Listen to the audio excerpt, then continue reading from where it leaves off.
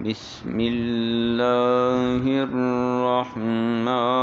الرحیم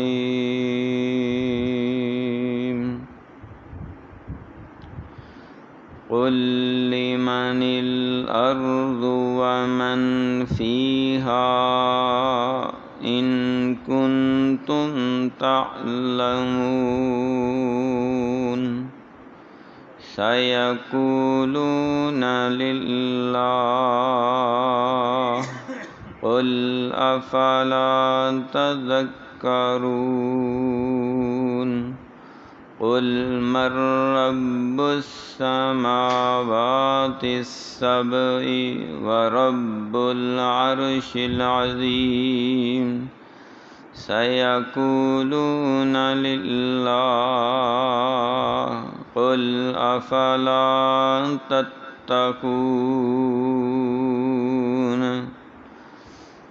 قل اے پیغمبر صلی اللہ علیہ وسلم آپ ان سے پوچھیں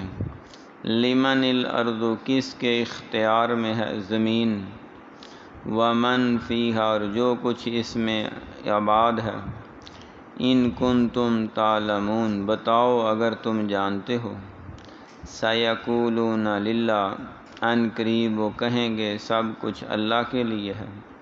قل فرما دیجیے افلا تذکرون کیا پس نہیں تم نصیحت حاصل کرتے قل من رب السماوات السبع اے پیغمبر صلی اللہ علیہ وسلم آپ ان سے پوچھیں کون ہے رب ہیں ورب العرش العظیم اور کون ہے رب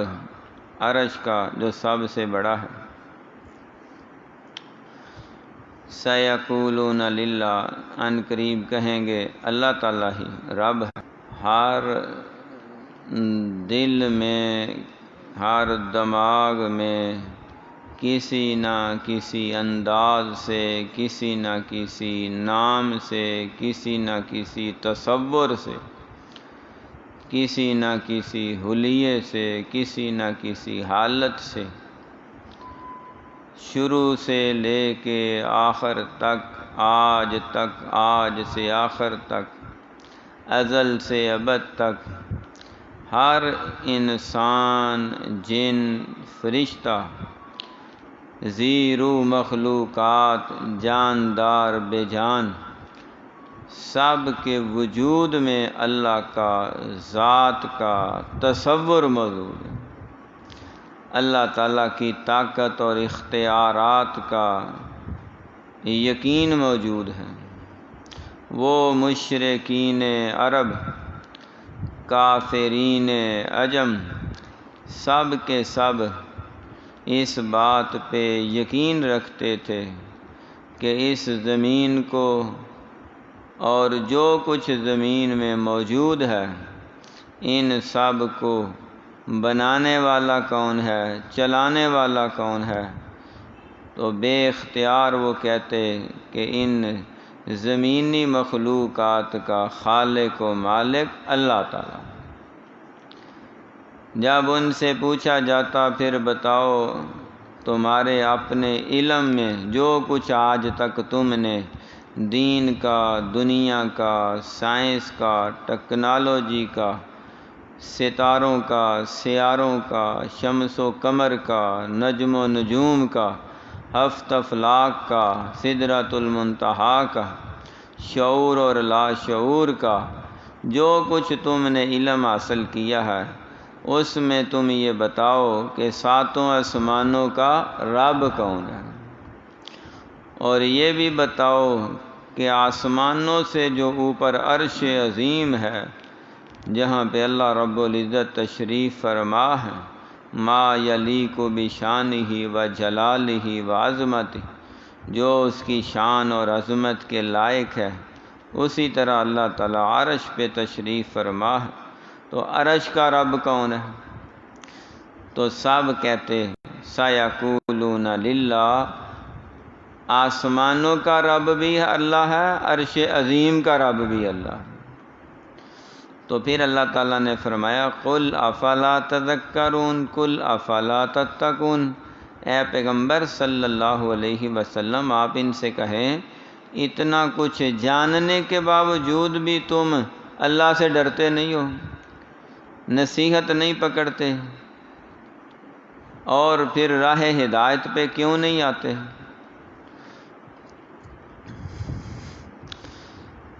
صحیح بات کو سمجھ کے بعد پھر عمل نہ کرنا ڈبل جرم ہے۔ ایک آدمی اس نے صرف سنا ہوا ہے کوئی مسئلہ، تو اس کے علم میں آ گیا، وہ عمل کرے گا فائدہ اٹھائے گا، نہیں عمل کرے گا نقصان اٹھائے گا۔ اس کے برعکس دوسرا وہ بندہ ہے جس نے وہ مسئلہ سننے کی بجائے کتاب اللہ میں یا حدیث رسول اللہ میں خود پڑھ لیا ہے، اب اسے ڈبل یقین آ چکا ہے کہ یہ مسئلہ کسی کا من گڑت بیان کردہ نہیں، حقیقت بھی ہے، اہمیت بھی ہے،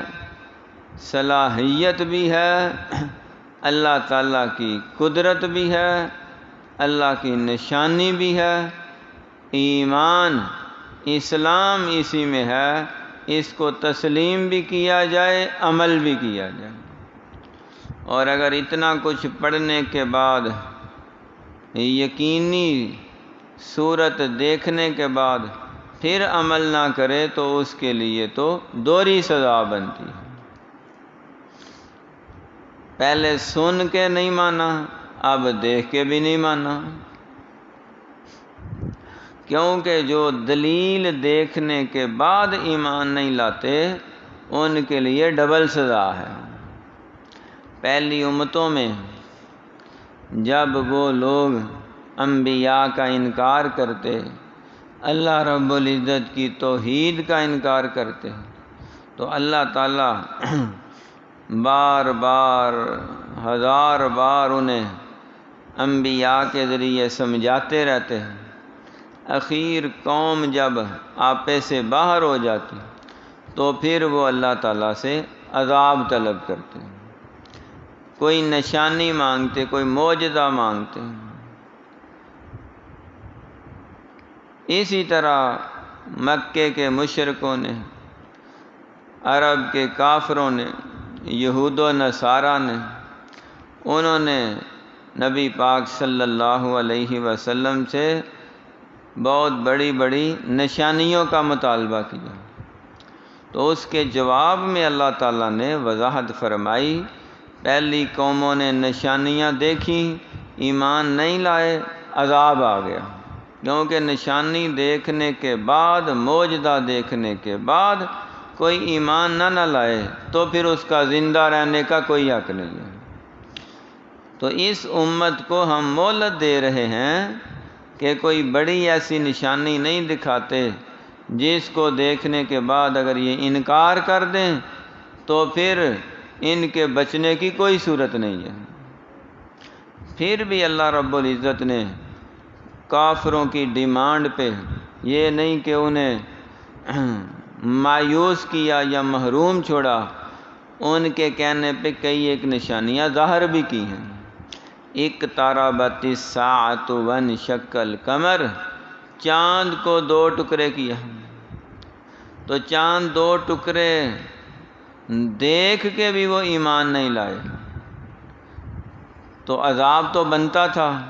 اللہ رب العزت نے فرمایا اے پیغمبر صلی اللہ علیہ وسلم جب تک آپ ان لوگوں کے درمیان دن عذاب بچنے کی من حیث القوم، جو اللہ ہے، عرش عظیم کا رب بھی اللہ تعالیٰ ہے، تو پھر اختلاف کس بات پہ تھا؟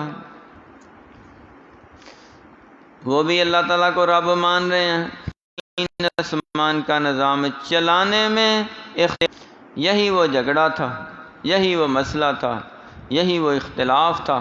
جس کو حل کرنے کے لیے اللہ نے انبیاء بھیجے۔ تو حضور نبی کریم صلی اللہ علیہ تحیۃ و تسلیم نے بھی یہی فرمایا کہ تمہارا یہ جو عقیدہ ہے نا کہ یہ ساری کائنات کو اللہ تعالیٰ اکیلا نہیں چلا رہا، کچھ اور بھی اس کے حصے دار ہیں جو سارے مل کے نظام چلا رہے ہیں، یہی تو شرکیہ عقیدہ۔ پہلے عیسائیوں کا عقیدہ تھا، اب بھی عیسائیوں کا عقیدہ ہے کہ دنیا کائنات کے جو خالق اور مالک ہیں وہ تین ہیں، اللہ تعالیٰ، عیسیٰ مسیح علیہ السلام اور سیدہ مریم علیہ السلام۔ تو وہ کہتے ہیں اللہ تعالیٰ باپ ہے، عیسیٰ علیہ السلام بیٹا ہے، مریم اس کی والدہ ہے، وہ اللہ تعالیٰ کی زوجہ ہے۔ تو اس طرح کائنات، پوری کائنات کا نظام سسٹم چل رہا۔ کچھ لوگوں نے پنج تن پاک کا عقیدہ گڑھا اور یہ کہا کہ ساری کائنات کو اللہ تعالیٰ کے ساتھ یہ پنج تن پاک جو ہیں یہ بھی حصے دار ہیں، جس کا ذکر اللہ نے سورہ نور میں کیا، لا تذرن آلہتکم ولا تذرن ودن ولا سوان ولا یغوث و یعوق و نصرا۔ تو پانچ ان بزرگوں کے پنج تن پاک کے نام کا بھی ذکر ہے، جن کے اوپر ان کے عقائد کی بنیاد کھڑی تھی۔ تو اللہ تعالیٰ نے وہ ساری عمارت جو شرک پہ مبنی تھی گرا کے زمین بوس کر دی ہے، ملیا میٹ کر دیا، اس کو ریت کی دیواروں کی طرح بہا دیا پانی میں۔ تو توحید کے ایک ہی جھونکے سے ساری شرک کی عمارت ملیا میٹ ہو گئی، تباہ و برباد ہو گئی۔ تو پنج تن پاک کا تصور ہمارے بھی یہاں امت میں پایا جاتا ہے کہ جو اللہ تعالیٰ کے ساتھ مل کر اس کائنات کا نظام ہستی چلا رہے ہیں۔ ایک حضور پاک صلی اللہ علیہ وسلم، ایک حضرت علی المرتضیٰ رضی اللہ تعالیٰ عنہ، اور پھر سیدہ فاطمہ الزہرا رضی اللہ تعالیٰ عنہ، صلاۃ اللہ علیہ سلام اللہ علیہ، اور دو ان کے بیٹے حضرت امام حسن رضی اللہ تعالیٰ عنہ اور امام حسین رضی اللہ تعالیٰ عنہ، یہ پنج تن پاک مل کر اللہ تعالیٰ کے ساتھ اے نظام چلا رہے ہیں۔ تو یہ بھی شرکیہ عقیدہ ہے، کیونکہ اللہ وحدہ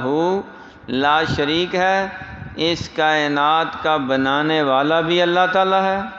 اس کائنات کا چلانے والا بھی اللہ تعالیٰ ہے، اور اس کائنات کو تباہ کر کے قیامت برپا کرنے والا بھی اللہ وحدہ لا شریک ہے۔ اس کائنات کے بنانے میں بھی اس کا کوئی شریک نہیں، کائنات کے چلانے میں بھی اس کا کوئی شریک نہیں، اور قیامت برپا کرنے میں بھی اس کا کوئی شریک نہیں ہے۔ تو جب پنج تن پاک ابھی دنیا میں آئے ہی نہیں تھے، اس وقت نظام کون چلا رہا تھا؟ اللہ تعالیٰ۔ تو اللہ تعالیٰ کے جو تصورات، نظریات عرب کے اندر پائے جاتے تھے وہ شرک پہ مبنی تھے، ان کو سالو اور حل کرنے کے لیے اور صاف کرنے کے لیے تو قرآن نازل ہوا ہے، اور نبی پاک صلی اللہ علیہ وسلم نے اپنی حدیث کے ذریعے اس کی تشریح فرمائی۔ تو ایک اور ان کا شرکیہ عقیدہ تھا جو اگلی آیت میں بیان ہو رہا ہے، وہ انشاءاللہ کل پڑھیں گے۔